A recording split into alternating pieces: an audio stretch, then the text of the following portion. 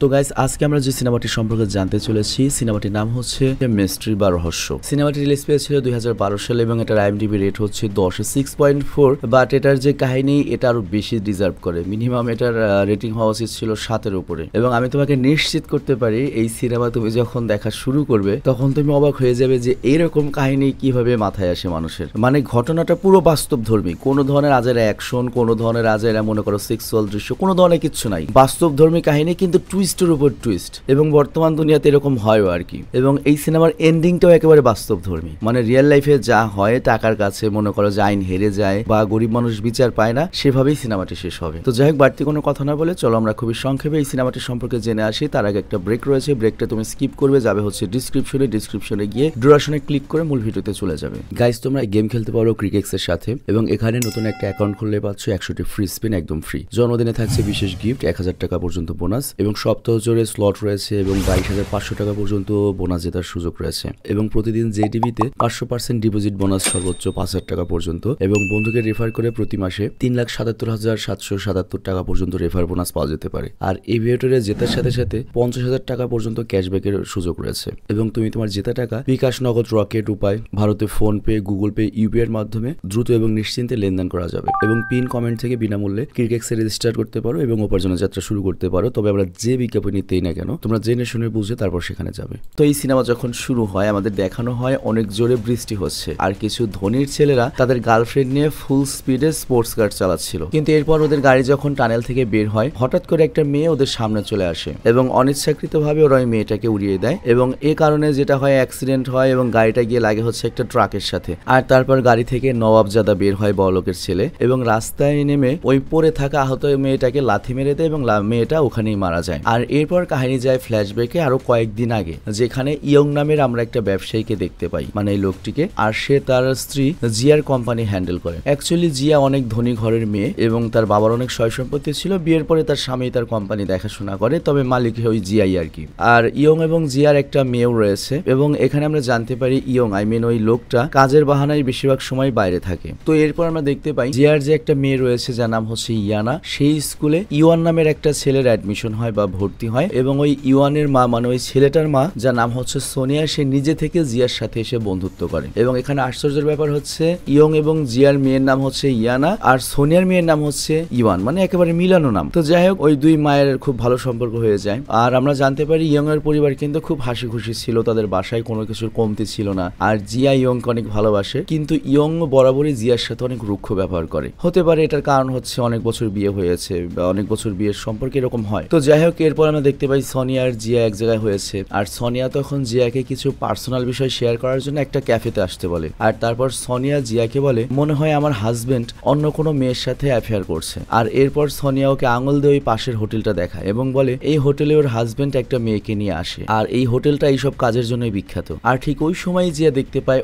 ওর husband একটা মেয়েকে নিয়ে ওই হোটেলেই ঢুকছে। তো এটা দেখে জিয়া তো হতবাক হয়ে যায় এবং সোনিয়ার কথা থেকে ওর মনোযোগ সরে যায়। আর তখনই সে করে কি, তার হাজবেন্ড ইয়ংকে কল করে, বাট ইয়ং কল ধরে না। আর এই জিনিসটাতে জিয়া পুরোপুরি ডিস্টার্ব হয়ে যায়। আর সোনিয়া তো কথাবার্তা বলে চলে যায় ক্যাফে থেকে, কিন্তু জিয়া অনেকক্ষণ ধরে ওই ক্যাফেতেই বসে থাকে। আর তখন ওর হাজবেন্ড ওখান থেকে বের হয় এটা দেখার জন্য। অ্যাকচুয়ালি ও দেখতে চায় ওর হাজবেন্ড কখন এখান থেকে বের হবে। তো বেশ ঘন্টা দুয়েক পরে করে কি, ওর হাজবেন্ড বের হয় ওই মেয়েটিকে নিয়ে, এবং ওই মেয়েটির সাথে ওর হাজবেন্ডের রোমান্টিক চলাফেরা দেখে ও বুঝতে পারে যে ওই হাজবেন্ডের সাথে ওই মেয়েটির ওর কি ধরনের সম্পর্ক রয়েছে। তো এরপর জিয়া করে কি, আবারও ইয়ংকে কল করে, মানে ওর হাজবেন্ডকে, বাট এখানে ওর হাজবেন্ড ব্যস্ত হওয়ার ভান করে কলটা কেটে দেয়, মানে অফিসিয়াল মিটিং এ রয়েছে। তো জিয়া এখানে খুব ভালো মতোই বুঝে যায় যে এ কারণেই ইয়ং মাঝে মাঝে উগ্র থাকে, আর যতটুকু ভালো ব্যবহার করে এটা পুরোটাই অভিনয় বা নাটক। মানে বাড়িতে ভালো অভিনয় করে বেড়ায় আর বাইরে অন্য মেয়েদের সাথে এসব করে। তো যাই হোক, ইয়ং ওই হোটেল থেকে বের হয়ে যাওয়ার পরে জিয়া করে কি ওই হোটেলের ভেতরে যায় এবং সে দেখে এটা এমন একটা হোটেল যেখানে ছেলেরা মূলত মেয়েকে নিয়ে আসে এবং 3 ঘন্টা মৌজমাস্তির জন্য এই হোটেলটা ভাড়া দেওয়া হয়। তো এতে জিয়ার মন অনেকটা খারাপ হয়ে যায় আর সে হোটেলের বাথরুমে গিয়ে অনেক কান্নাকাটি করে। আর তখন সে দেখতে পায় হঠাৎ করে ওই মেয়েটি সেখানে চলে এসেছে এবং সে কারোর সাথে ফোনে কথা বলছিল,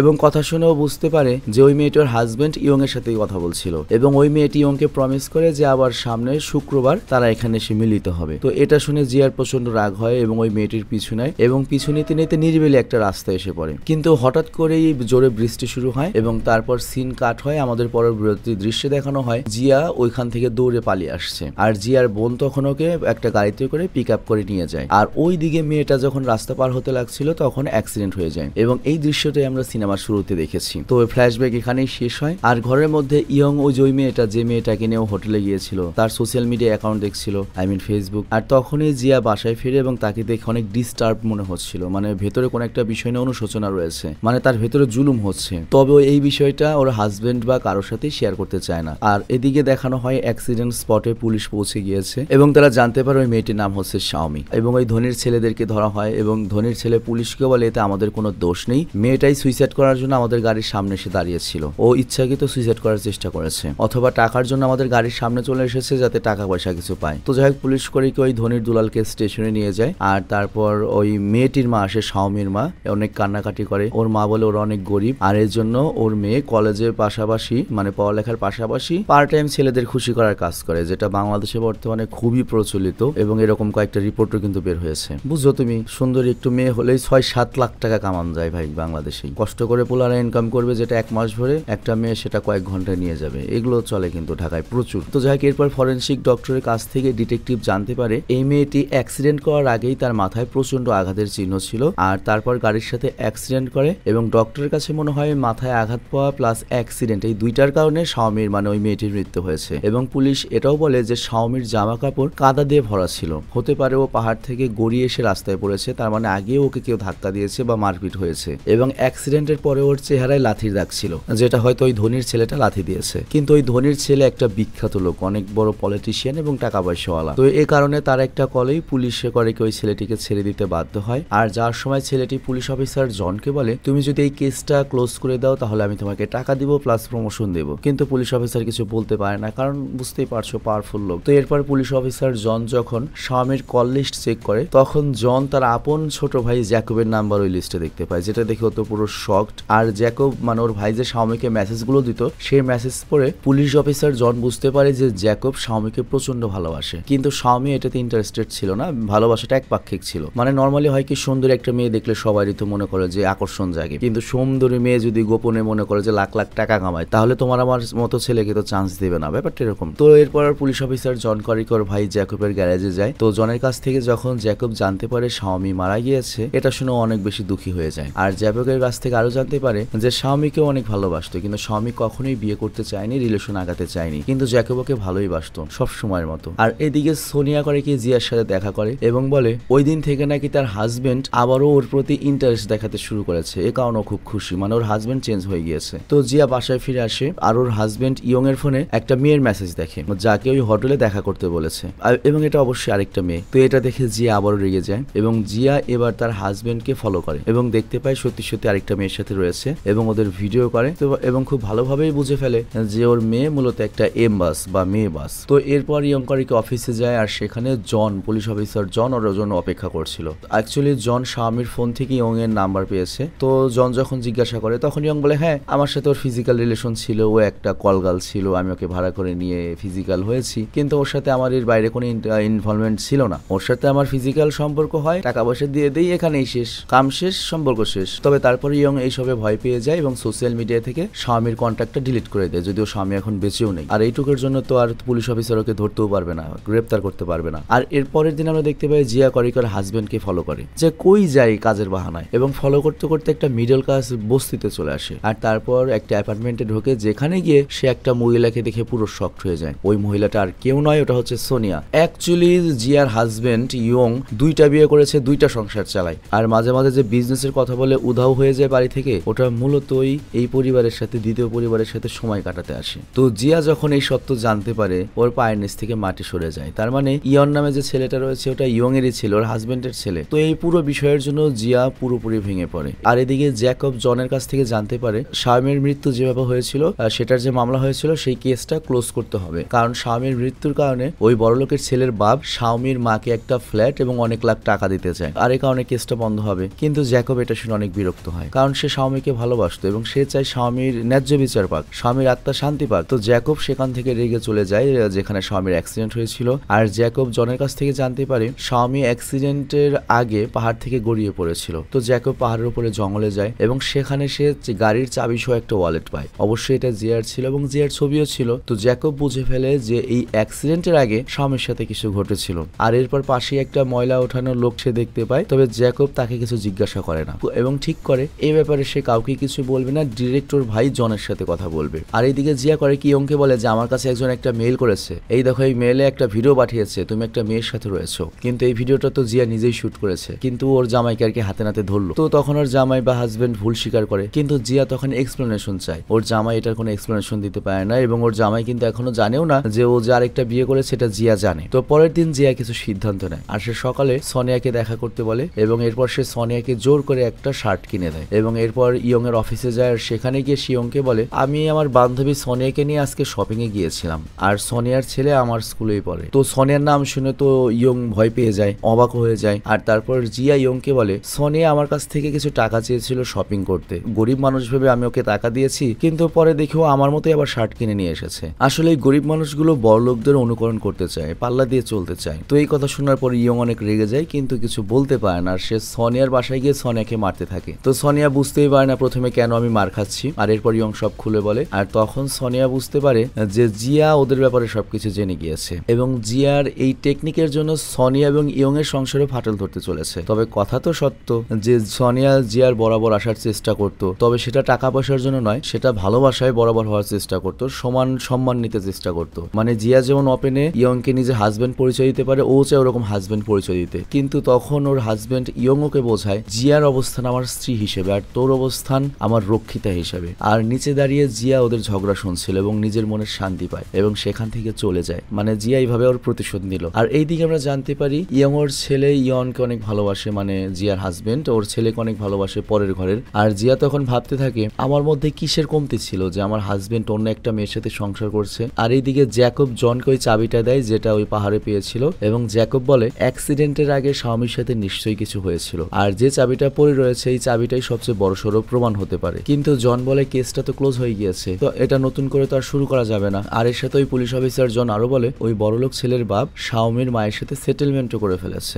শাওমির মাও অনেক খুশি, তো এটা শুরু করা যাবে না। আর তখন জ্যাকব জনকে বলে হতে পারে এটা একটা মার্ডার, কিন্তু পুলিশ অফিসার জন বলে আমার কিছুই করার নেই, ওইটা আমি আর শুরু করতে পারবো না। তো এই কারণে জ্যাকবের অনেক মন খারাপ হয়। আর এইদিকে আমরা জিয়া আর সোফিয়াকে একসাথে দেখি এবং ওরা এক অপরের সত্য জেনে গিয়েছে। তো তখন সোনিয়া জিয়াকে বলে আমাদের নিজেদের মধ্যে ঝগড়া করে কি লাভ, আমাদের দুজনের স্বামী তো একজনই, না তুমি পেছনে সরবে না আমি সরবো। আর এরপর বাসায় এসে জিয়া বলে আমি আমার বন্ধুত্ব রক্ষা করব সোনিয়ার সাথে, কিন্তু আমার হাজবেন্ডের জায়গাও আমি দিব না। তো ওর হাজবেন্ড চুপচাপ খালি এগুলো শোনে, কিছু বলতে পারে না, কারণ ইয়ং মানে ওর হাজবেন্ড তো আরামায়েশ করে হচ্ছে জিয়ার টাকায়। আর পরের দিন জিয়া করে কি ইয়ানার স্কুলে গিয়ে ইয়নকেও মানে ওর সতীনের ছেলেকেও পিক আপ করে এবং নিয়ে যায়। আর স্কুলে যখন ওর সতীন সোনিয়া যায় এটা জানার পর ও খুব ঘাবড়ে যায় যে জিয়া ওর ছেলেকে নিয়ে গিয়েছে। ওর কাছে মনে হচ্ছে হিংসা করে ওর ছেলের আবার কোনো ক্ষতি করবে না, তো আবার মেরে যদি না ফেলে। আবার এদিকে জিয়ার মনেও একবার এরকম মনে এসেছিল যে সতীনের ছেলে ইভানকেও মেরে ফেলবে। আর এইদিকে সোনিয়ার ভেতরে টেনশন হতে শুরু করে, কিন্তু জিয়া ওদিকে ওকে মারে না এবং সন্ধ্যার পরে সোনিয়ার কাছে ওর ছেলেকে দিয়ে যায়। আর নিজের ছেলেকে দেখার পরে সোনিয়ার কলিজায় পানি চলে আসে।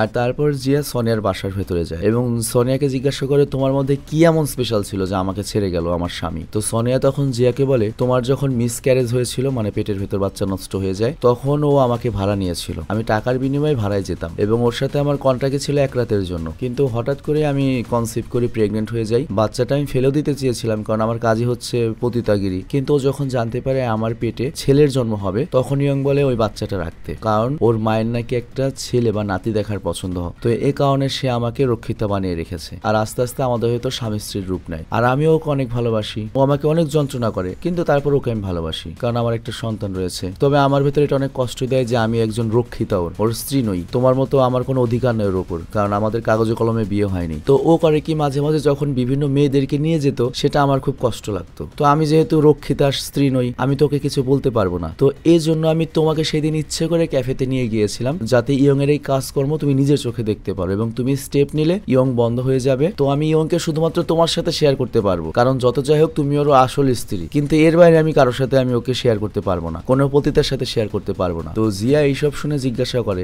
আচ্ছা ইয়ং এর যদি এইসব ধন দৌলত টাকা পয়সা না থাকে তাহলেও কি তুমি ওকে চাইবে, মেনে নেবে? সোনিয়া তখন বলে দেখো আমি তো সারা জীবনে ফকিন্নি ছিলাম, এর চেয়ে খারাপ জীবন কাটিয়েছি, আমার এই টাকা পয়সার প্রতি কোনো আকর্ষণ নেই, আমার খালি একটা হাজবেন্ডের প্রতি আকর্ষণ, আমার একটু শান্তির প্রতি আকর্ষণ, যেটা হয়তো আমি পাচ্ছি। আমি গরিব জীবন যাপনে ভয় পাই না, আমি টাকা পয়সা চাই না, আমি একটু শান্তি চাই, আমি হাজবেন্ডের সাথে বিছানায় সন্তান নিয়ে সংসার করতে চাই এবং আমরা দুজনেই মোটামুটি খুশি আছি। তো ওদের যখন কথা চলতে থাকে তখনই এখানে ইয়ং চলে আসে। আসে এবং দুজনকে একসাথে দেখে ইয়ং তো ঘাবড়ে যায়। আর এরপরে জিয়া করে কি, তার মেয়েকে নিয়ে ওখান থেকে চলে যায় এবং এরপরে ঘটনা কি ঘটবে এটা ভেবে জিয়ার হাজবেন্ড ইয়ং খুব ফ্রাস্ট্রেটেড হয়ে যায়। আর তখন সোনিয়া বলে, এটা তোমার কর্মের ফল, তোমার 2টা স্ত্রীতেও কম পড়ে গিয়েছিল, এ কারণে তুমি বাইরের মেয়ে নিয়ে ঘুরতে, বাইরের মেয়ে নিয়ে হোটেলে যেতে। তুমি যদি বাইরের মেয়ে নিয়ে হোটেলে না ঘুরতে তাহলে এই গোপন কথা প্রকাশ হতো না, আজকে এই পর্যন্ত আসতো না। আর তখন সোনিয়া আরো কিছু গোপন কথা ইয়ংকে বলে। সে বলে, যেদিন জিয়া স্বামীর পেছনে দৌড়ে যাচ্ছিল, মানে ওই পতিতার পেছনে, সোনিয়াও ফলো করেছিল এবং আমরা দেখতে পাই জিয়া একটা নিরিবিলি জায়গায় গিয়ে স্বামীর মাথায় পাথর দিয়ে আঘাত করে এবং আঘাত করার পরে জিয়া সেখান থেকে পালায়। আর তারপর স্বামী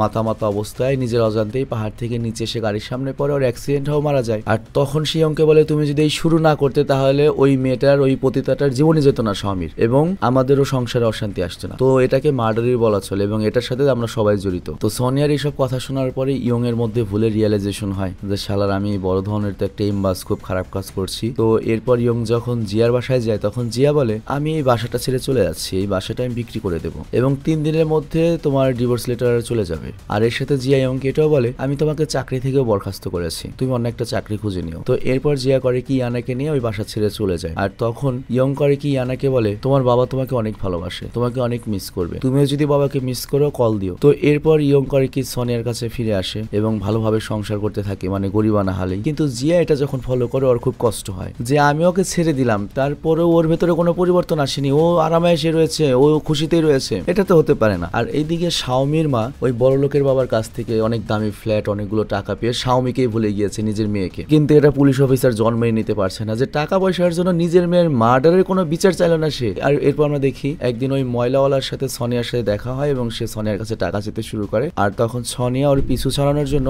ওকে টাকা দিয়ে দেয়। আর আসলে সত্যি কথা বলতে এই লোকটাই একমাত্র সাক্ষী শাওমি হত্যার, প্রত্যক্ষদর্শী। কিন্তু সোনিয়া অনেক ভয় পেয়ে যায় ওই লোকটিকে দেখে, কারণ ওই লোকটি ওর বাসা চিনে ফেলেছে এবং এখন থেকে রেগুলার ওর বাসায় হয়তো টাকা চাইতে আসবে, ওকে ব্ল্যাকমেল করবে। কিন্তু খুন তো করেছে জিয়া, বা জিয়ার জন্য হয়েছে, সোনিয়া কেন ভয় পাচ্ছে এটার রহস্য আমরা পরে জানতে পারবো। তো যাই হোক, এরপর সোনিয়া করে কি বাড়িতে এসে ওর হাজবেন্ড ইয়ংকে বলে, সেদিন আমি জিয়াকে বাঁচানোর জন্য ওই ময়লা আবর্জনাওয়ালাকে কিছু টাকা দিয়েছিলাম, কারণ ও সাক্ষী ছিল, ওর চোখের সামনে ঘটেছে। তো ও যদি পুলিশকে বলে দেয় তাহলে তো জিয়ারও ফাঁসি হবে, আমি ফেসে যাব, দুজনে জেলে চলে যাব, তোমার 2টা স্ত্রী শেষ। তো ইয়ং তখন করে কি, ওর তার 2 স্ত্রীকে বাঁচানোর জন্য ওই ময়লাওয়ালাকে মেরে পানিতে ডুবিয়ে দেয়। আর এরপর আমরা দেখি দুঃখী জ্যাকব শাওমির হত্যার সময় সেই যে সাক্ষী ছিল, মানে ওই যে ওই ময়লাওয়ালাটাকে খোঁজার জন্য ওই জায়গাটিতে যায় এবং খুঁজতে খুঁজতে দেখে যে লোকটির লাশ পানিতে ভাসছে। তো এটা দেখে জ্যাকব শিওর হয়ে যায় যে নিশ্চয়ই ওই শাওমির খুনি এই লোকটাকে মেরে ফেলেছে। তো এরপর জ্যাকবের রিকোয়েস্টে জন করে কি জিয়ার কাছে যায় জিজ্ঞাসাবাদ করতে। তো জন জিয়ার বাসায় গেলে জিয়াকে বলে, এই গাড়ির চাবি কি আপনার কিনা? অ্যাকচুয়ালি স্বামী যেখানে মার্ডার হয়েছিল ওই জায়গাতে এটা আমরা পেয়েছি। জিয়া বলে, হ্যাঁ আমার চাবি হারিয়ে গিয়েছিল, এটা ঠিক, কিন্তু স্বামী নামের আমি কাউকে চিনি না, আর ইয়ং এর সাথে আমার এখন আর কোনো সম্পর্ক নেই, ওকে আমি ডিভোর্স দিয়ে দিয়েছি। তো জনও জানে যে জিয়া অনেক বড় মাপের মানুষ, অনেক শক্তিশালী, টাকা পয়সাওয়ালা। আর তাছাড়া এই চাবির জন্য তো জিয়ার উপরে হত্যা মামলা দেওয়া যাবে না, তার বিরুদ্ধে 20টা উকিল দাঁড়িয়ে যাবে। আর তাছাড়া এই কেসটাও তো ক্লোজ হয়ে গিয়েছে। তো জন তখন বুঝতে পারে যে আসলে আইন জিনিসটা তো শক্তিশালী নয় এবং পুলিশে তারা চাকরি করছে জাস্ট হচ্ছে বাইকাররা হেলমেট পরছে কিনা, লাইসেন্স আছে কিনা, এগুলো চেক করার জন্য। আর সোনিয়া অনেক সংসার অনেক খুশি। আর সোনিয়া সেই দিন ওই গোপন ঘটনাটার সাক্ষী হলেও, মানে জিয়া যে মেরেছে সেটা নিজের ভেতরে দাফন করে দিয়েছে। কিন্তু এরপর আসে আরেকটা টুইস্ট। আসল ঘটনা হচ্ছে জিয়া ওকে পাথর দিয়ে যখন আঘাত করে অত ওখানে আহত হয়নি। তো জিয়া যখন ওখান থেকে চলে আসে, সোনিয়ারও তো রাগ ছিল যে ওই মেয়েটার উপর, যে আমার হাজবেন্ড রেনে তুই হোস্টেলে যাস। তো ও করেছিল কি, পাহাড় থেকে স্বামীকে রেগে ধাক্কা দিয়েছিল আর তখনই ও গাড়ির সামনে গিয়ে মারা যায়। তো অ্যাকচুয়াল খুনি মূলত সোনিয়াই ছিল এবং সোনিয়া বাঁচার জন্য জিয়ার নাম দিয়ে ওর হাজবেন্ডকে দিয়ে মারিয়ে দিল ওই পরিষ্কার কর্মীকে। তো যাক, এই পুরো দৃশ্য স্বামীর আত্মা দেখে, প্রত্যেকটা মানুষকে দেখে এবং লাস্টে যখন দেখে স্বামীর আত্মা যে ওর মা টাকা পয়সার লোভে ওর মৃত্যুকে ভুলে গিয়ে কেস উঠিয়ে নিয়েছে এবং আনন্দ রয়েছে, তখনও খুব কষ্ট পায় এবং ওর কাছে মনে হয় যে ওর মাকে একটু ভালো জীবন দেওয়ার জন্য ও এই পতিতার ব্যবসায় নেমেছিল আর এই কারণে ওর মৃত্যু হয়েছিল। কিন্তু প্রত্যেকটা মানুষই ওকে ব্যবহার করেছে, সেটা ওর মা, সেটা হোক যে কয়টা কাস্টমার ছিল ওর এবং বাকি সবাই। তো যাই হোক, ওই স্বামীর আত্মাটি এইসব দেখে অনেক কষ্ট পায় এবং সেখান থেকে চলে যায় এবং প্রত্যেকটা মানুষের উপর কষ্ট নিয়ে যায়, বিশেষ করে ওর মার উপর কষ্ট নিয়ে চলে যায়, যাকে যে ওকে কোনো মূল্যই দেয়নি। আর এখানেই সিনেমাটি শেষ হয়ে যায়। তো বুঝতেই পারছো সিনেমাটি খুবই বাস্তবধর্মী ছিল এবং আমি বিশ্বাস করি সিনেমাটি তোমরা এনজয় করেছো। অ্যাকচুয়ালি আমি যেটা দেখেছি, হলিউড সিনেমার চেয়ে কোরিয়ান সিনেমাগুলোর মনে করো যে কাহিনীতে দম অনেক বেশি থাকে এবং আমরা যখন কন্টিনিউয়াস কোরিয়ান সিনেমা চালাতাম তখন চ্যানেলের অবস্থাও ভালো ছিল অনেক। তো যাই হোক, তোমরা সিনেমার সাজেশন দিও, অবশ্যই ভালো সিনেমার সাজেশন দিও। আর আরেকটা সমস্যা হচ্ছে কি, এখন হচ্ছে প্রচুর মুভি এক্সপ্লেন চ্যানেল। দেখা গেলো আমি একটা সিনেমা এক্সপ্লেন করবো, এই সিনেমারও 10 বার আপলোড হয়ে গিয়েছে। তো দেখা যায় কি, আমি সিনেমাটা পোস্ট করলেই তোমরা বলা শুরু করে এই সিনেমা তো 10 বার দিচ্ছেন। কিন্তু একটা জিনিস বুঝতে হবে, টিভি চ্যানেল যে রয়েছে তারা কিন্তু একটা সিনেমা একবার দেয় না, একটা সিনেমা একবার দেখার জন্য তৈরি হয় না, একটা টিভি চ্যানেলে অনেকবার কিন্তু একটা সিনেমা দেওয়া হয়। তো যাই হোক, সিনেমা যদি ভালো হয় সেটা আমরাও রিআপলোড করতে পারি, নতুন করে আনতে পারি। আবার সবগুলো যে মুভি এক্সপ্লেন চ্যানেল রয়েছে তারাও আমার মতো কাজ করছে তোমাদেরকে এন্টারটেইন করার জন্য। তো একই সিনেমা যদি আমরা সবাইও দেই, তুমি সবার ভিডিওই দেখতে পারো, কোনো সমস্যা নেই। মানে র্যান্ডমের ফ্যান বলে আমাদের ভিডিওই দেখতে হবে, আবার অন্য একজন ভিডিও সেম ভিডিও আপলোড করলে বলবে হ্যাঁ অমুক চ্যানেলে ভিডিও দেখছি, অমুক আপনার সে বেটার করছিল, এটা করছিল। এই ধরনের কাজগুলো প্লিজ করবে না, কারণ সবাই যার যার জায়গা থেকে তোমাদের এন্টারটেইন করার চেষ্টা করছে এবং সবাই কাজ করছে কিসের জন্য? তার জীবিকা নির্বাহের জন্য। আমরা জীবিকাও নির্বাহ করছি, তোমাদেরকে এন্টারটেইনও করছি। তো এই জন্য কারোর সাথে কারো কম্পেয়ার করো না। এবং সত্যি বলতে আমাদের যে মুভি এক্সপ্লেন কমিউনিটি, আমাদের কারোর সাথে কারো কোনো পরিচয় নাই, কিন্তু কারোর সাথে কারো কোনো সমস্যাও নাই। অন্যান্য যে কমিউনিটি রয়েছে দেখবে কত ঝামেলা, কত রোস্টিং, কত বেজরা কত কিছু, কিন্তু এই মুভি এক্সপ্লেন হয়তো এটা কমিউনিটিও বলা চলে না, কিন্তু তারপরেও সবচেয়ে একটা ভদ্র, সবচেয়ে একটা মনে করো যে সুন্দর একটা জায়গা। এবং অন্যান্য কমিউনিটি নষ্ট হয়েছে শুধুমাত্র দর্শকদের জন্য, কারণ তারা করে কি, ধরো ওই যে ফ্রি ফায়ারে ছিলাম, ওরাই করতে গিয়ে ঝামেলা লাগিয়ে দিত একজনের সাথে আরেকজনের। তো তোমরা যদি সেম সিনেমাও দেখো, বিশেষ করে যারা র্যান্ডমের ফ্যান রয়েছে, অন্য চ্যানেলে যদি ভিডিও দেখো তাকে অ্যাপ্রিসিয়েট করবে। আবার আমি যদি দেখা গেল অন্য চ্যানেলে একটা ভিডিও দিলাম, ধরো ওইটা কালকেই আপলোড হয়েছে ওই চ্যানেলে, তার মানে এই না যে আমি তার প্রতিদ্বন্দ্বিতা করে দিয়েছি। স্ক্রিপ্ট তো আমাদের 10-15 দিন আগে করা থাকে, মানে কাকতালীয় ভাবে হয়ে যায়। তারটা যদি ভালো হয় সিনেমা, তুমি আমাকে বলতে পারো যে ভাই আরেকটু বেটার করা ট্রাই করেন, কিন্তু আসলে সব সময় সব স্ক্রিপ্ট তো একরকম হয় না, সব সময় সব সিনেমা একরকম এক্সপ্লেন করা যায় না। কোনোটা আমার ভালো হবে এক্সপ্লেন, কোনোটা আরেকজনের ভালো এক্সপ্লেন হবে, তার মানে এই না যে আমরা প্রতিদ্বন্দ্বী। আমরা সবাই মিলে তোমাদেরকে এন্টারটেইন করার চেষ্টা করছি। তো আমি বিদায় নিচ্ছি এবং ভবিষ্যতে আশা করছি আর অনেক ভালো ভালো সিনেমা আসবে। ঠিক কেয়ার, আল্লাহ হাফেজ।